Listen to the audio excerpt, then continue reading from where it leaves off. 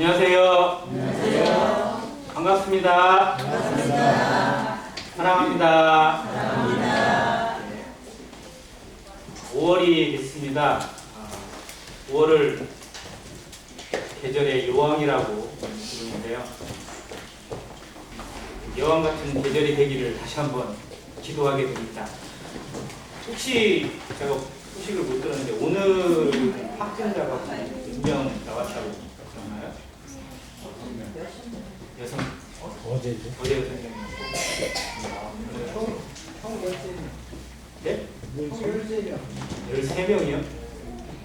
한국 사람이 한국 40명 외국 대통 항상 그 숫자를 왔다 갔다 하는 것 같습니다. 방심하지 말아야 된다는 생각을 들면서도 한편에서는 참 감사가 있습니다. 어떤 나라의 상황이든지 한번 비교해보면 정말 대한민국이라는 이곳이 얼마나 잘 준비해왔고 또 모든 국민들이 얼마나 협조적으로 잘 해가고 있는지 생각하게 됩니다. 근데 뉴스에서 나온 것처럼 신천지 사태가 터지기 전에 이랬어요. 그때도 며칠 동안 확진자가 전혀 없고 이제 끝나나 보다 이제 됐구나 라고 생각하는 그 시점에 신천지 사태가 터지면서 온 나라가 뚝배같이 된 그런 경험이 있습니다. 그래서 지금 연휴 기간이나 또 이런 때에 더 조심해서 정말 그러한 일이 나타나지 않기를 간절히 기도해야 되겠다는 생각이 듭니다. 오늘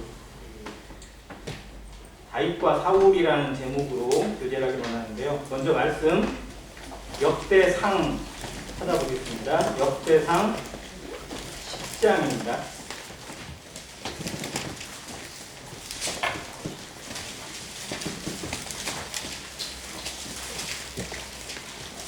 구약성경 역대상 10장 13절 그리고 14절 같이 읽겠습니다. 13절과 14절 같이 읽겠습니다. 시작. 사울이 죽은 것은 여호와께 범죄하였기 때문이다.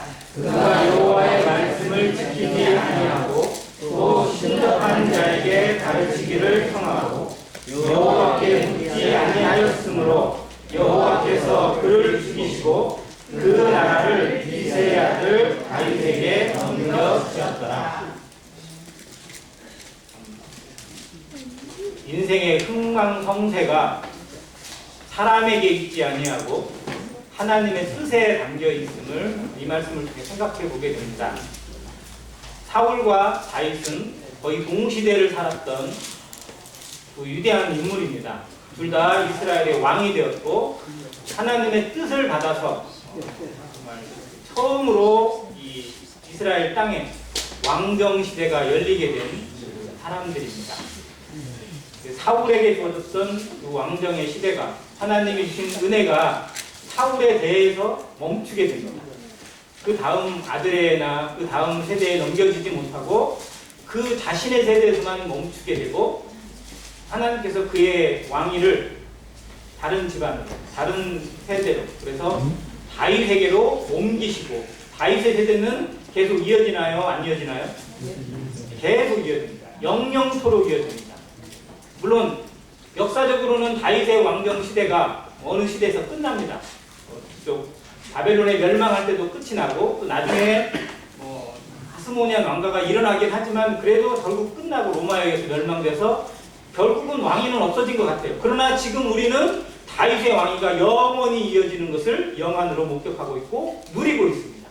다윗의 왕위가 누구에게 연결됐어요? 예수 그리스도에게 연결되었습니다. 그래서 마태복음 1장에 아브라함과 다윗의 자손 예수 그리스도의 세계라라고 소개를 해주고 있습니다. 다른 킹제임스 성경에 보면 다윗 왕으로 기록을 해주고 있습니다. 다윗 왕의 그 세계, 그 세대를 하나님께서 멈추지 않고 영영토록 이어주셨는데 예수 그리스도를 통해서 완성시키시고 예수 그리스도로 말미암아 유대인이 아닌 온 세상 사람들, 교회를 통해서 그 왕정이, 그 왕위가 이어질 수 있도록 그리고 하나님의 나라로 연결될 수 있도록 이어주셨습니다. 즉 그런 의미에서 보면 사울은 너무나 비참한 결말을 맞았고 다윗은 놀라운 영광을 받은 인물입니다. 두 사람이 왜 그런 결과가 났는지, 왜 그런 차이가 났는지 성도들의 삶으로 조명해 볼 수 있습니다. 자, 사울은 구원 받았나요? 안 받았나요? 받았습니다. 구원 받았습니다. 분명히 받았습니다. 그는 정말 하나님을 경외하고 하나님의 말씀 앞에 섰던 사람입니다. 다윗은 구원 받았나요? 안 받았나요? 받았습니다. 자, 우리가 하나님 나라에 가서 아마 사울과 다윗을 만나볼 수도 있을 것입니다. 알아볼지는 잘 모르겠지만요. 그러나 그들의 모습에서 정말 보여지는 영광의 차이는 어마어마할 거라 생각합니다. 우리가 느끼는 것보다 훨씬 더 클 수도 있습니다. 그러면 둘 다 하나님을 알았고 하나님 안에 살았고 하나님의 말씀 앞에 순종했던 사람들인데 왜 그런 결과의 차이가 났는지, 왜 마지막은 그렇게 엉뚱한 차이가 났는지, 과연 성도들의 삶은 우리는 다윗의 뒤를 쫓아가는 사람인지 아니면 사울의 뒤를 따라가고 있는 인생인지 한번 살펴볼 필요가 있다는 것입니다. 물론 여러 사람의 부류가 있지만 굳이 둘로 나눠보자면 성도들의 삶을 다윗처럼 살아가는 성도, 사울처럼 살아가는 성도로 저는 생각해 보길 원합니다.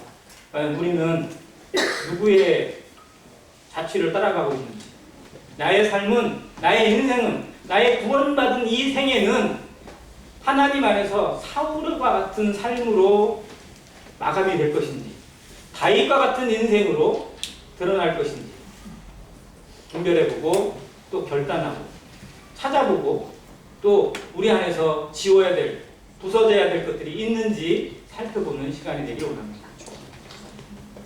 자, 두 사람을 한번 살펴보겠습니다. 사울과 다윗은 공통점이 많습니다. 가장 먼저 공통점은 뭘까요? 기름 부음을 받은 자. 둘 다 기름 부음을 받은 자. 그 전에 혹시 어떤 모습이 공통점일까요? 두 사람 다 양을 짓습니다. 목동이라는 공통점을 가지고 있어요. 그리고 둘 다 고백에서 뭐 있냐면 둘 다 왕이 될 만한 신분이나 그런 가정이나 그런 권세를 가진 집안이었나요? 아니었나요? 전혀 아니었어요. 사울도 그걸 고백했어요. 우리는 이스라엘 지파 중에 가장 약한 지파, 베냐민 지파이고 나는 아버지 집에서도 가장 약한 자다. 그러니까 나는 약체 중에 약체다. 제가 가끔 하는 표현입니다. 전국에서 어디는 어떨지 모르겠는데 전라북도가 가장 가난하죠. 안 그런가요? 강원도 아니 왜 강원도 알부자가 전라북도 가장 가난하다고 흔히 얘기를 안 합니다. 근데 이게 경선인지 아닌지 모르겠지만 근데 전라북도에서 제일 가난한 동네가 어디일까요? 군으로 따지면 장수군입니다. 제가 그 출신이에요. 그리고 그런 얘기를 가끔 해요. 전라북도 중에서도 제일 깡촌 장수에서 왔다고 그런 얘기를 하는데 하나님이 그런 자를 통해서 참 은혜를 베푸시고 이끌어 가시는 은혜에 대해서 다시 한번 감사해요. 근데 사울이 그렇게 고백을 했어요. 나는 이스라엘 중에 12지파 중에 제일 볼품없고 약한 베냐민 지파였다. 그리고 우리 집안, 우리 아버지 집도 제일 약했고 나는 거기서도 제일 약하다. 내가 어떻게 기름 부음을 받고 이스라엘의 왕이 될 수 있느냐라는 그런 고백을 했었어요. 근데 다윗은 한번 볼게요. 다윗은 형제간이 몇 명이었죠? 그 8명이었어요. 8명. 그 중에 다윗은 몇 번째? 막내입니다. 막내. 그러면 그 순번으로 따져도 돼요? 안 돼요? 안 되죠. 가장 말째예요. 그러니까 심부름기나 해야 되고 그 가장 뒤에서 허드렛 일이나 해야 되는 존재인데 하나님은 그런 다윗을 이스라엘의 왕이 되게 하신 것입니다. 즉 될 수 없는 조건, 안 되는 조건을 다 가지고 있었지만 도저히 인간적인 생각으로는 전혀 안 되는 일을 하나님이 가능케 하신 두 사람입니다. 그러면 우리는 하나님 앞에 설만 했나요? 하나님 앞에 좀 내보일 만한 것이 있고 하나님 앞에 자랑할 만한 것이 있어서 지금 여기에 우리가 있나요? 아닙니다. 우리도 마찬가지입니다. 전혀 가능성이 없고 순번으로 따져도 도저히 되지 않는 그런 인생을, 그런 자격을 가진 나를 하나님이 부르셔서 하나님이 은혜로 세우셔서 하나님의 은혜와 그 섭리 가운데 함께 하셔서 지금 이곳에 대한민국이라는 이 땅에 전주라는 이곳에 안행교회의 이름으로 모이게 하신 은혜를 늘 기억하며 감사하길 바랍니다. 이게 하나님이 하시는 일입니다. 내가 하고 싶어서 하는 일이 아니라 하나님이 행하신 그 기적을 우리 삶에서 누리면서 감사하면서 살아가기를 간절히 바랍니다. 그리고 두 사람의 공통점이 또 하나 있는데요. 둘 다 어떻게 보면 효자였어요. 아버지의 말에, 아버지의 명령에 정말 그대로 순종했던 두 아들이었습니다. 사울은 양을 잃어버렸어요. 양을 잃어버렸는데 이게 어떻게 보면 집 나간 거죠. 그 양을 찾아서 그냥 멀리 계속 간 거예요. 아버지의 심부름을 따라서. 가다가 좀 힘들면 요즘같이 좀 머리 잘 돌아가는 청년들은 하루 찾다가 도저히 안 되면 돌아가야죠. 그잖아요. 뭐 그 양이 뭐라고 계속 찾겠어요. 근데 사울은 그걸 찾기 위해서 계속 갑니다. 그러다가 나중에 누구까지 찾아가냐? 선지자까지 찾아가요. 그래서 사무엘을 만나게 된 거예요. 하나님이 이끄신 길이었지만. 자, 그럼 다윗은 아버지의 명령에 얼마나 아름답게 순종했나요? 네. 다른 형들 막 전부 다 그냥 사무엘에게 보이려고 막 기름칠하고 머리에 뭐 왁스 바르고 뭐 그러고 좋은 옷 입고 나갈 때 다윗은 양을 혼자 지키고 있었어요.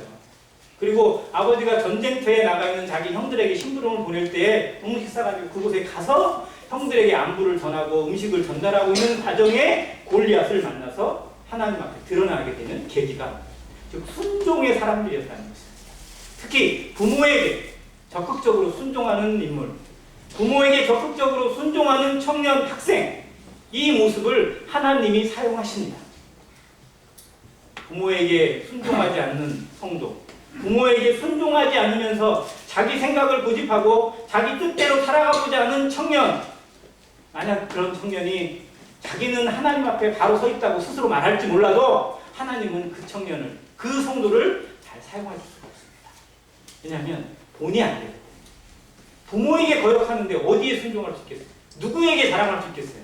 그래서 교회는 그것을 배우는 공간입니다. 부모가 있고 자식이 있고 또 여러 세대들이 같이 모여서 그 가운데 순종을 배우는 자리가 바로 교회입니다. 여기에서 순종하지 못하고 여기에서 배우지 못하고 여기서 겸손하지 못하는데 하나님의 일을 하겠다라고 나선다는 건 진짜 공허합니다. 그래서 지금 우리가 있는 가정에서, 우리가 속해 있는 사회에서, 우리가 있는 이 교회에서 순종을 배우고 겸손을 배우고 또 섬김을 배울 수 있는 모든 성도들이 되시기를 간절히 바랍니다. 이것이 하나님께 쓰임 받을 수 있고 하나님께 들림 받아서 영광 가운데 하나님의 도구로 사용받을 수 있는 가장 좋은 방법. 적은 일에 충성한 자를 하나님이 큰 일에 사용하시는 것입니다. 자, 두 사람이 다 그런 모습을 가지고 있었어요. 그래서 공통점이 많습니다. 자, 두 사람 다 기름 부음을 받고 교만해졌을까요? 겸손을 유지했을까요? 처음엔 둘 다 겸손했습니다.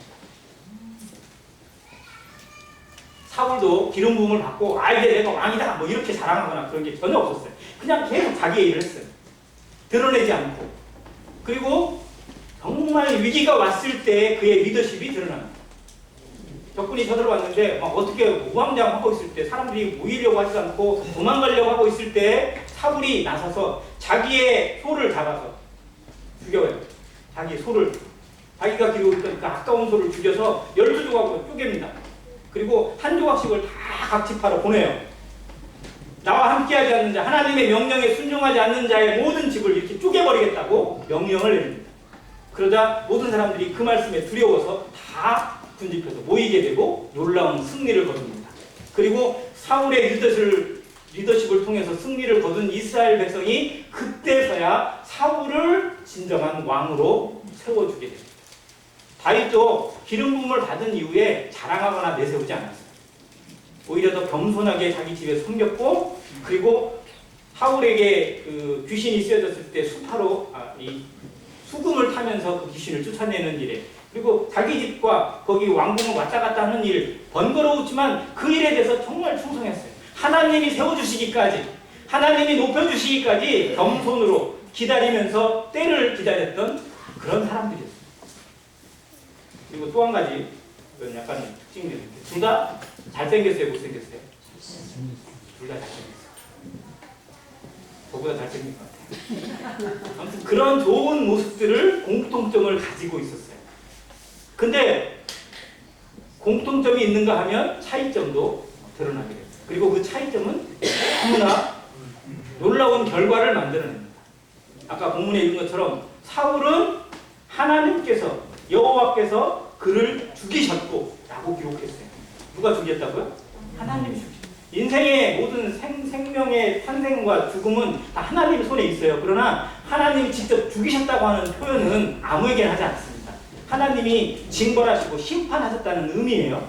그리고 그의 왕위를 다윗에게 대신 주셨습니다. 그러면 사울의 차이와 다윗의 차이는 무엇일까? 먼저 한번 생각합니다. 자, 사울보다 다윗이 나은 점, 사울에게 없는데 다윗에게 있는 것. 가장 먼저 생각나는 게 뭘까요?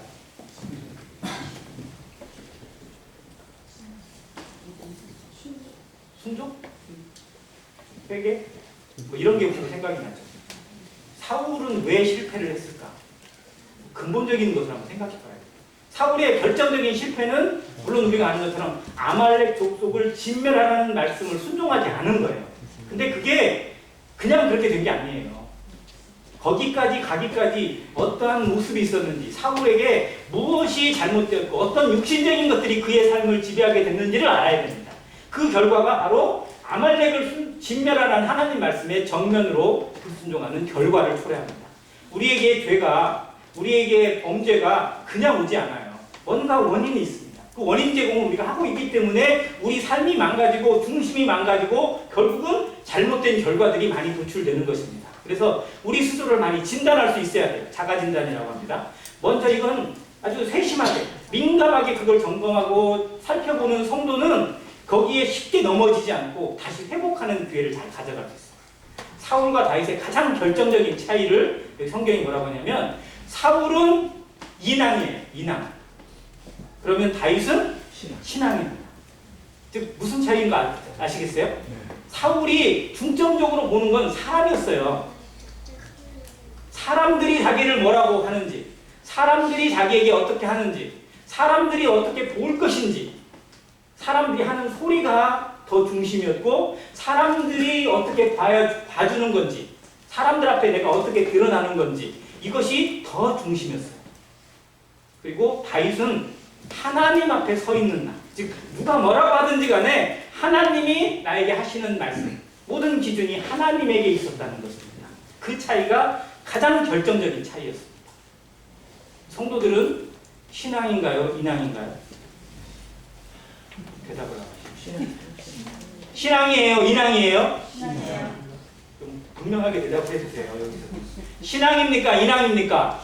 신앙입니다. 근데 항상 신앙이세요? 우리가 그래서 말씀을 사울을 더 주목해서 볼 필요가 있다는 것입니다. 왜냐하면 우리도 언제든지 신앙이 옳고 신앙이 진리고 신앙만이 내가 살 길이라는 걸 알면서도 나도 모르는 사이에 사람을 의식하게 되고 사람의 소리에 넘어지고 사람들의 눈치에, 사람들의 그 시선에 휘말리는 나를 많이 보거든요. 왜냐하면 우리는 사람 안에 있기 때문에 사람과 만나고 사람 속에 거주하고 또 성도들도 역시 사람으로 많이 상대가 되기 때문에 사람에게 걸리는 거예요. 사울의 모습이 이 대표적이었어요. 그래서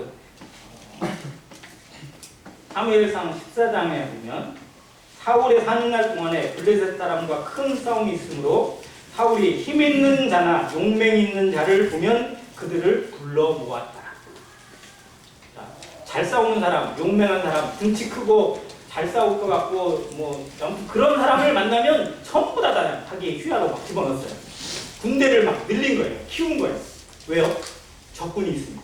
적하고 싸워야 되니까. 블레셋과 싸워야 되니까. 블레셋은 우리가 아는 것처럼 막 거인들도 있잖아요. 아낙자손 후예들도 있고요. 골리앗같이 막 그런 등치 큰 거인들 그런 사람들도 있어요. 그러다 보니까 우리가 항상 딸리는 것 같아요.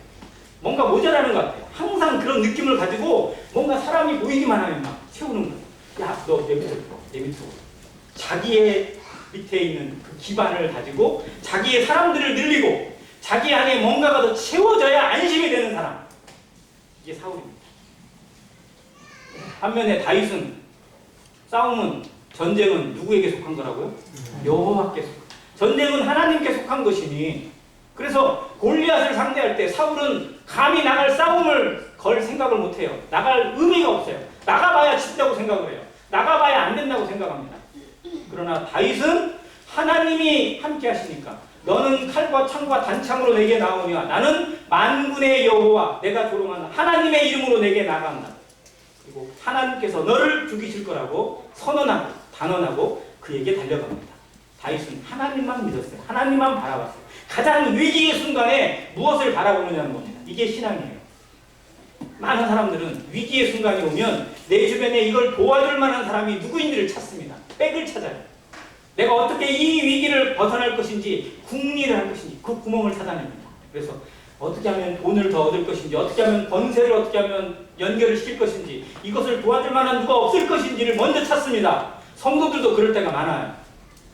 그래서 그 믿음이 무력해지는 경우가 많습니다. 반면 다윗은 가장 위기의 순간에, 가장 절대절명의 순간에 하나님을 바라봤고 하나님 앞에 자기의 생명을 의지했습니다. 그래서 시편 23편과 같은 놀라운 고백을 피난하면서 도망다니면서 부를 수 있었던 거예요. 여호와는 나의 목자시니 내게 부족함이 없으리로다. 하나님이 나의 편이고 하나님이 나의 인도자가 되시고 하나님이 나의 생명의 주가 되시는데 뭐가 부족하겠느냐라는 겁니다. 하나님을 믿는 믿음 가운데 있는 성도들이 세상에서 뭐가 부러우세요? 뭐가 아쉬우세요? 내가 하나님의 자녀이고 하나님이 나와 함께 하시고 하나님의 나라가 영원한 나의 반석이고 본향이 된다면 우리가 아쉬울 것도 없고 부러울 것도 없는 그러한 인생을 살아야 되는데도 불구하고 비교하다 보니까 사람들을 의식하다 보니까 뭔지 내가 없는 것 같고 뭔지 내가 좀 딸리는 것 같고 빨리 이게 좀 채워졌으면, 이게 더 많아졌으면, 이것이 더 커졌으면 하는 바람들 속에 마음을 잃어버려요. 마음을 뺏겨요. 중심을 잃어버리는 겁니다. 그래서 잠언에 무릇 지킬 만한 것보다 더욱 뭘 지키라고요? 내 마음을 지키라. 생명의 근원이 여기에서 있다고 말씀하셨어요. 마음을 잃어버리는 것이 뭐냐면 사람을 의식하는 거죠. 세상을 의식하는 거죠. 그러나 하나님을 의식하면, 하나님만 바라보면 우리의 마음, 우리의 평강을 잃어버리지 않습니다. 이 차이가 두 사람의 차이의 가장 큰 차이였어요. 자, 사울이 이 모습 가운데 있을 때 어떤 결과를 내냐면, 자, 어느 날 이제 전쟁을 하게 됐어요. 준비를 해야 돼요. 그래서 사람들을 모읍니다. 그리고 전쟁을 하려면 이스라엘은 하나님 앞에 먼저 그 전쟁에 대한 어떤 그 예배를 먼저 드리고 이제 출전을 해요. 그러니까 사무엘이 뭐라고 했냐면, 내가 1회 후에 올 것이다. 준비하고 있으라고 했어요. 그러니까 일주일 만에 오겠다는 거예요. 그러니까 일주일 동안 너는 준비하고 있으라는 거예요. 일주일의 시간은 사울에게 시험입니다. 시험. 7일이라는 날짜는.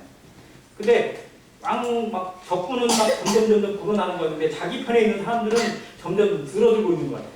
막 다들 불안해하고 있고 도망가려고 하고 막 어떻게든 탈영병이 생기는 것 같고 뭐 이런 모습이 생기니까 지금 바로 전쟁을 해도 늦을 것 같은데 날짜는 다가오는데 사무엘이 안 와요. 좀 빨리 좀 오지. 이 양반은 도대체 뭐하고 있대. 그러면서 그냥 막 마음에 너무 조바심이 생겨요. 사울이.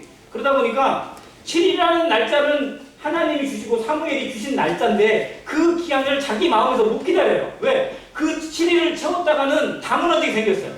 다치게 생겼고 다 도망가게 생겼고 적군이 쳐들어와서 자기를 다 쓸어버릴 것 같아요. 마음에 하나님을 믿는 믿음 가운데 있지 못하면 모든 것이 부정적으로 보이기 시작합니다. 이게 얼마나 무서운 건지 알 수 없어요. 이게 사람의 마음을 지배하잖아요. 그러면 도저히 살아갈 수 있는 희망도 없고 용기도 없어지는 겁니다. 성도의 삶에 가장 치명적인 거예요. 사울이 그렇게 휘말리는 거예요. 점점. 젊을 때는 처음 부름받을 때는 안 그랬던 사실이 정말 사람에게 의지하다 보니까 점점 휘말려요. 나중에 이게 어떻게 해야 되냐면 막 옆에 있는 사람들이 막 그러는 거예요. 아, 빨리 해야 됩니다. 지금 어떻게 해야 돼요? 그냥 뭐 이렇게 하니까 야 가져와. 어떻게 해요? 번제를 자기가 들어요. 번제를 드리고 났더니 누가 와요? 마치 그걸 드리기를 기다렸다는 듯이 사무엘이 와가지고 지금 왕이 하는 것이 무엇입니까? 지금 왕이 하고 있는 일이 무엇입니까? 라는 거예요. 정말 하나님을 알고 하나님을 믿고 하나님을 두려워하는 삶을 살고 있는 것입니까? 아니면 사람을 두려워하고 살고 살아가는 것입니까? 우리에게도 질문하십니다. 너는 지금 사람을 두려워하며 살아가느냐? 하나님을 두려워하며 살아가고 있느냐? 매일매일 우리에게 이 질문이 있기를 바랍니다. 나는 정말 사람을 의식하고 살아가는 사람인지 하나님을 의식하며 살아가는 성도인지 늘 자기의 중심에 이 질문을 던지시기 바랍니다. 이 차이가 어마어마합니다. 결국은 거기에 사울은 실패합니다. 그런데도 하나님이 다시 기회를 주세요. 그 그 기회가 바로 뭐냐면 아말렉. 아말렉은 하나님이 사울이라는 그 왕을 하나님이 택하신, 하나님이 세우신 그 그릇을 깨뜨리기 싫어하셔서 다시 포기하고 싶지 않아서 다시 회복시키시기 위해서 주신 기회가 바로 아말렉입니다. 아말렉에게 진멸하라는 거예요. 다윗에게 그 명령을 줄 수도 있었어요. 그러나 사울에게 그 명령을 주세요. 그래서 아말렉을 진멸하라. 그리고 그들을 진멸할 수 있는 모든 힘은 누가 주시는 거예요? 하나님이 주십니다.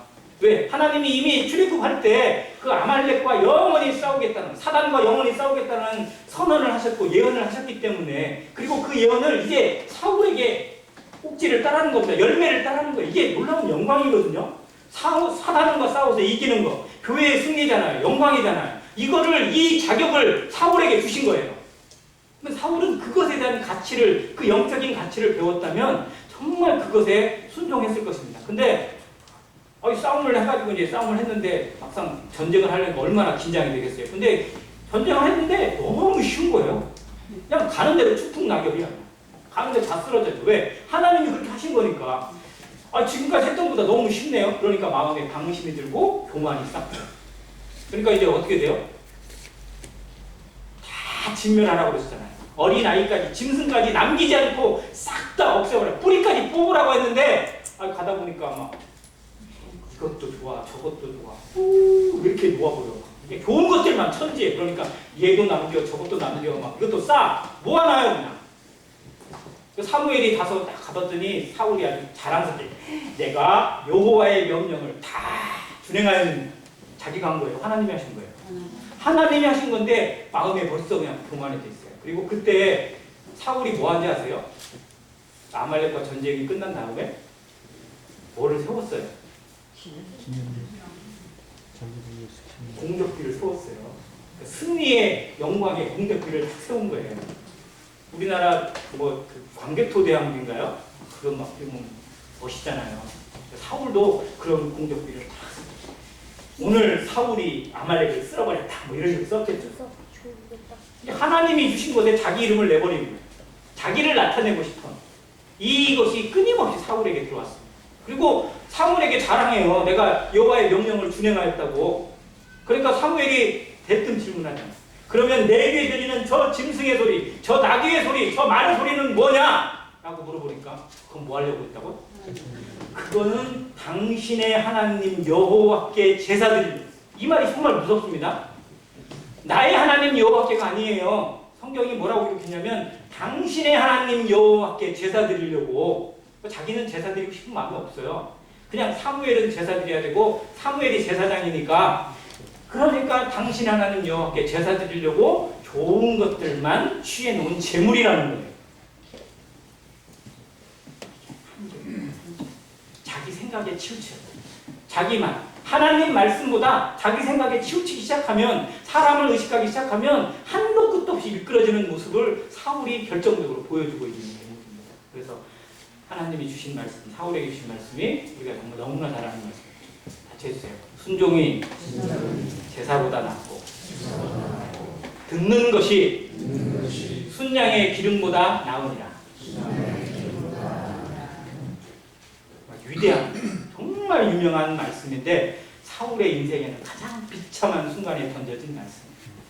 이 말씀을 주시기 전에, 사무엘을 보내기 전에 하나님이 한탄을 하시고 통곡을 하셨어요. 사울을 왕 세운 것에 대해서 하나님이 얼마나 통곡하셨는지 성경이 보여주고 있어요. 하나님이 마치 저 천지를 창조하시고 물로 쓸어버리시 전에 후회라는 단어를 성경이 기록하지, 하나님 후회가 없어요. 근데 그만큼 한탄하셨는데 그 똑같은 한탄이 어디에 기록되냐? 사울을 패하실 때 기록이 되어 있어요. 하나님이 이 사울에 대해 얼마나 기대했는지 알 수 있어요. 만약 사울이 순종했다면 어땠을까요? 사울이 하나님 말씀을 그대로 순종하고 그 기회를 잡았다면, 그 기회에 하나님 말씀대로 아말렉을 다 진멸하고 하나님의 영광을 드러냈다면 그의 나라가, 그의 왕위가 다윗에게 넘어갔을까요? 안 넘어갔을까요? 안 넘어갔어요. 그의 나라가 그의 자손 대대로 이어졌을 것입니다. 그러나 하나님은 이미 그가 넘어질 것을 아시고 또 다른 그릇을 준비해 놓으신 것을 알 수 있어요. 우리도 우리에게 예정돼 있고 우리에게 준비되어 있는 면류관이 어마어마합니다. 하나님께서 성도를 택하실 때, 우리를 부르셨을 때 창세전에 예정하신 그 이름을 하나님의 생명책에 기록하시는 그 순간부터 우리 앞에 기록되어 있는, 우리 이름 뒤에 기록되어 있는 면류관들이 하늘에 속한 수많은 보물들이 예정돼 있어요. 내재돼 있어요. 쭉 줄을 잇고 있어요. 근데 그것이 우리의 잘못된 선택이나 우리의 잘못된 인왕으로 말미암아 다 취소될 수 있다는 것을 우리 기억해야 됩니다. 하나님 나라에서 그 영광의 보좌 앞에서 그리스도의 심판대 앞에서 가장 부끄러운 사람, 가장 부끄러운 빈손으로 불 가운데 얻은 구원으로 남을 것인지, 아니면 하나님의 영광에 함께 동참하는 잘하여도다 착하고 충성된 종아, 내가 적은 일에 충성하였으니 내가 많은 것으로 내게 맡기겠다고 하는 그 아름다운 종의 이름으로, 청직의 이름으로, 자녀의 신분으로 하나님과 누릴 것인지 우리의 삶이 결정하고 지금 우리의 태도가 결정하는 것입니다. 오늘을 살아가는 나의 자세가 그걸 결정하고 있다는 것입니다. 오늘 우리는 하나님의 상급으로 살아갈 것인지 하나님의 그 놀라운 보물들을 걷어차고 살아갈 것인지 결정하는 시간들이라는 사실을 늘 기억하시길 바랍니다. 자, 그러면 다윗은 뭐가 달랐을까요? 자, 다윗은 죄가 없었나요? 자, 한번 따져볼게요. 사울의 죄는 불순종입니다. 그죠? 다윗의 죄는 뭐죠? 첫 번째, 간음죄, 또 살인죄. 자, 그러면 불순종의 죄가 커요? 간음, 살인죄가 커요? 자, 우리나라 형법에 보면 간음, 살인죄 몇 년 정도 때려야 될까요? 사형? 우리나라 사형제도 그렇게 강하지 않더라고요. 간음, 강간, 살인 뭐 이렇게 나왔으면 예를 들어 한 15년, 20년 뭐 이 정도 때릴 수 있어요. 근데 불순종 그러면 징역 몇 년 감을 수 있어요, 없어요? 없죠. 이건 징역을 때릴 수가 없어요. 우리 생각에는 다윗의 죄가 훨씬 커요. 말도 안 되게 커요. 도덕적으로는. 그러나 하나님의 기준에는 그렇다 안 그렇다. 그러면 다윗의 죄는 정당한 거예요? 잘한 거예요? 그게 아니잖아요. 근데 다윗의 태도가 달랐다는 겁니다. 하나님을 향한, 하나님 안에 살아가는 성도도 실수할 수 있다 없다? 넘어질 수 있습니다.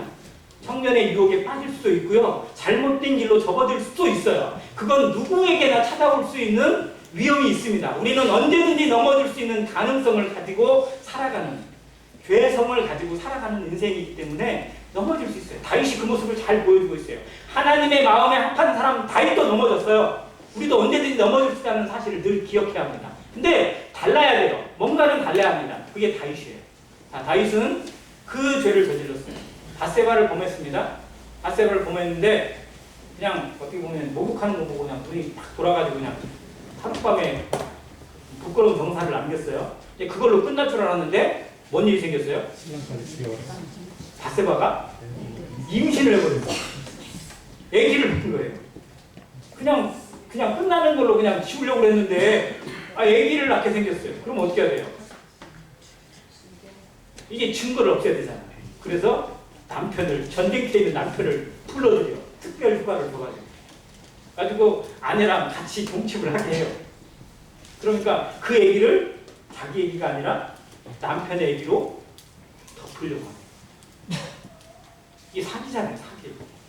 정말로 하나님을 웃기겠다고.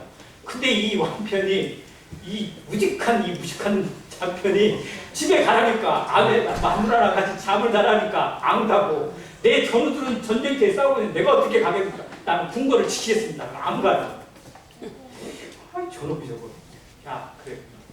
내일 또 보자. 해가지고 내일은 이제 술을 먹여가지고 거나하게 취해서 이제 가라. 그랬더니 갈 수 없습니다. 나는 여기에 내 경조들과 함께 있겠습니다. 그리고 거기에 딱 주저앉아버리는 거예요. 그러니까 얘는 어떻게 해야 돼? 죽여야 돼요? 제일 얼마나 귀한 용사예요. 자기한테 이런 용사가 없어요. 다윗에게 이런 충신이 어디가 있어요. 근데 자기의 죄를 가리려면, 자기의 죄를 지워내려면 얘가 없어져야 돼.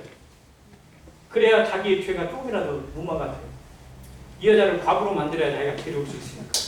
그래서 쇳과부를 만들기 위해서 걔를 전쟁터에 다시 보내요. 그러면서 밀지를 써서 그 요압 장군에게 보냅니다. 얘를 특공대로 만들어가지고 적군 깊숙하게 집어넣고 나머지 군대는 싹 철수시켜라. 뭐 하는 거예요? 얘를 죽이라는 거예요. 네 손으로 죽이지 말고 누구 손으로 죽여라? 적군의 손으로 죽이라는. 차도살인지계라고 하죠. 정말 비겁하고 간악한 방법을 자기의 충신을 죽이기 위해서, 자기의 죄를 덮기 위해서 그 교묘하게 수를 쓰는 게 다윗이에요. 이게 다윗이에요. 정말 저는 처음 그 사무엘 하에 있는 말씀을 읽다가요, 막 머리가 막 쭉 이게 성경에 있고 이게 다윗이라고? 다윗이 이렇다고 막 도저히 상상이 안 되는 거예요. 근데 다윗이 그랬더라고요. 이 한계, 사랑의 한계, 인생의 한계, 그걸 보게 하셨어요. 그런데 나단 선지자를 다윗에게 보내십니다. 나단 선지자를 보내서 나단이 가서 그냥 당장 얘기하는 게 아니고 비유로 얘기를 하죠. 어느 마을에 한 부자가 있는데 양을 99마리를 가지고 있는 부자가 자기 집에 손님이 왔다. 근데 99마리 양이 아까운 거야. 그래서 99마리 양을 안 죽이고 대신 누구를 찾은 거예요? 그 집에 아주 가난하게, 그 동네에 가난하게 살고 있는 사람, 양 한 마리, 자기 새끼처럼, 자기 가족처럼 데리고 살고 있는 그 농부의 양을 뺏어와서 그 양을 죽여가지고 대표를 했다. 어떻게 했으면 좋겠냐? 그랬더니 다윗이 뭐라고 그래요?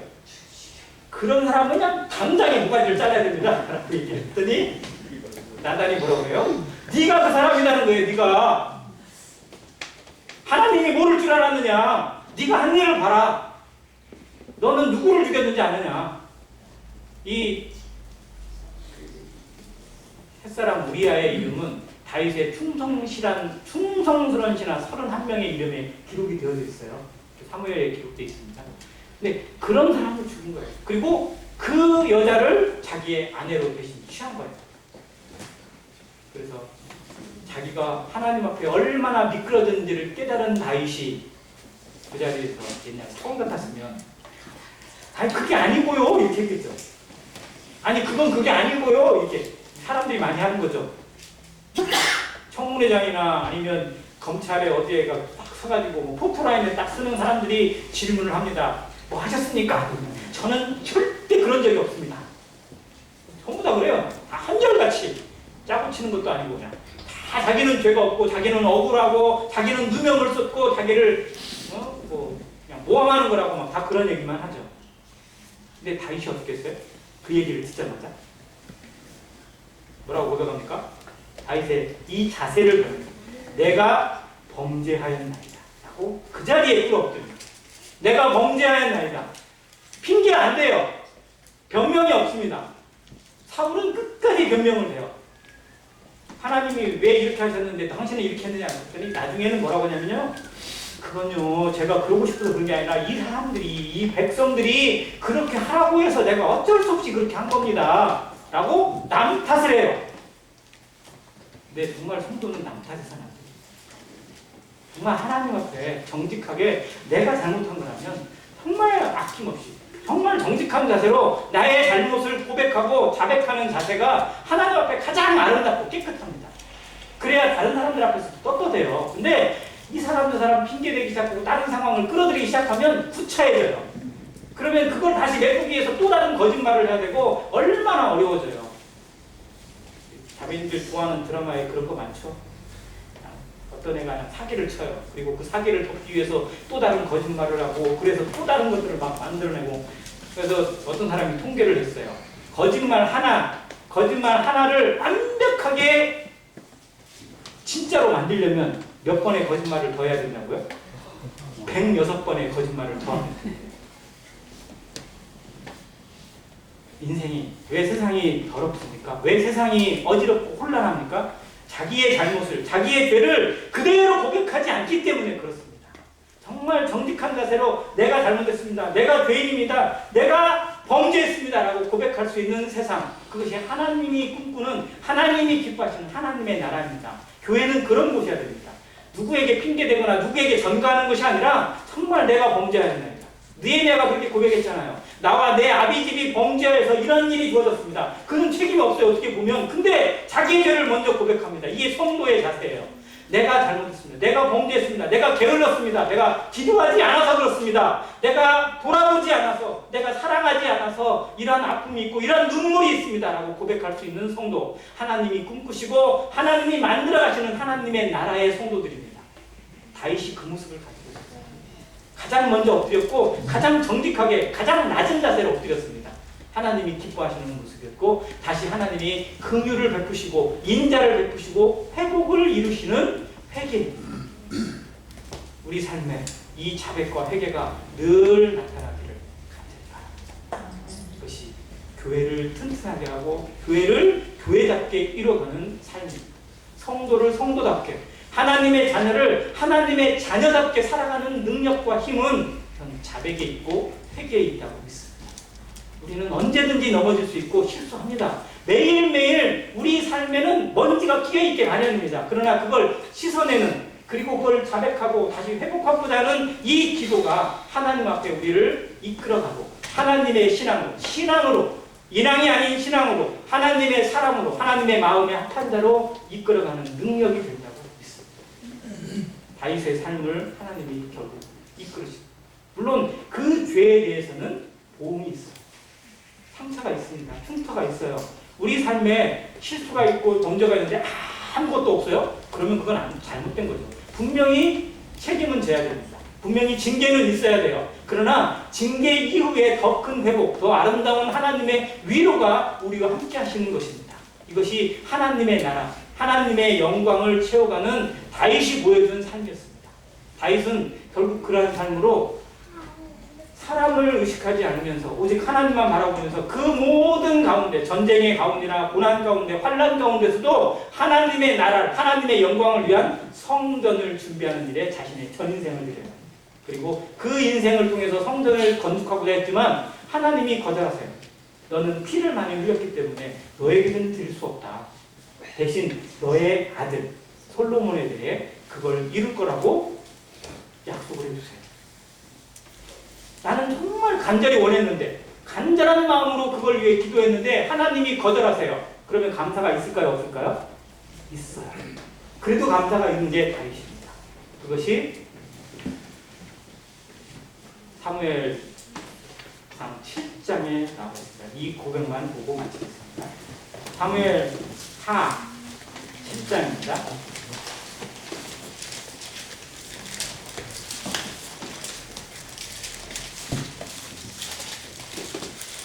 8절 같이 읽겠습니다. 사무엘하 7장 8절입니다. 시작. 다윗 왕이 여호와 앞에 들어가 앉아서 이르되 주 여호와여, 나는 누구리오며 내 집은 무엇이기에 나를 여기까지 이르게 하셨나이까. 이 감사가, 이 기도가 거절되고 드린 기도예요. 내가 성전을 짓겠습니다. 내가 하나님을 향한 성전을 건축하겠습니다. 라고 했더니 하나님이 넌 안 돼. 너는 지으면 안 돼. 라고 거절을 했는데 하나님의 그 응답을 듣고 다윗이 감사했어요. 평생 감사. 언제나 감사드릴 수 있는 성도. 어떤 상황에서든지 감사할 수 있는 성도. 이 성도가 바로 하나님의 마음에 합하는 성도. 다윗의 그 영광을 이어서, 하나님의 영광을 이어서 예수 그리스도의 은혜를 입어서 살아가는 성도의 삶이라고 저는 믿습니다. 우리의 삶에서 사람을 의식하지 않고 사람에게 보이기 위해서 살아가지 않고 오직 하나님만 바라보면서 하나님 안에 기록되는 코람데오라고 제가 많이 얘기하는데요. 하나님 앞에 서 있는 인생, 하나님께 판정받고 하나님께 분별되는 인생, 하나님 앞에서 살아가는 인생. 나의 말을 하나님이 듣습니다. 나의 모든 통화에 하나님이 함께 하십니다. 나의 모든 행동에 하나님이 함께 하시는 그 가치와 그 가치관을 지켜가는 성도로 이 마지막 때를 빛내가는 등불처럼, 횃불처럼, 그리고 아름다운 촛불의 모습으로 살아가는 성도가 되시길